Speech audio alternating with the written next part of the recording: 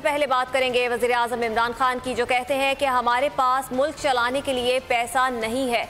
लोगों को दिलासे देकर फंड्स बनाने के बाद कोई हुकूमती इदारा ठीक नहीं करेगा। अब तो कर्जों के जो दलदल से नहीं निकल सकेंगे, बेफिक्र रहे, कौम का पैसा उन पर ही खर्च किया जाएगा।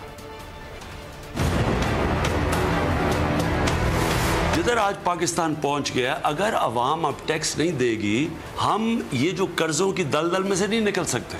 अगर ये कौम चाहे, हम 8000 अरब रुपया टैक्स बड़ी आसानी से इकट्ठा कर सकते हैं। अगर हम अपनी यानी गवर्नमेंट अपनी मशीनरी ठीक करे FBR की, और कौम ये फैसला करे कि जिस तरह ये सैलाब आता है तो सारी कौम खड़ी हो जाती है कंट्रीब्यूट करने, खैरात देती है, उसी तरह वो फैसला करे कि हमने अब इस मुल्क को अपने पैर पे खड़ा करना है।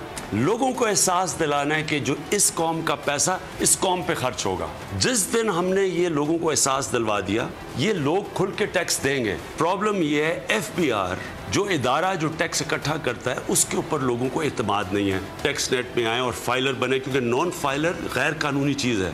हम इंशाल्लाह, ये मेरी गारंटी है, ना कोई गवर्नमेंट का इदारा, FIA, FBR, ये कोई आपको अब तंग नहीं करेगा।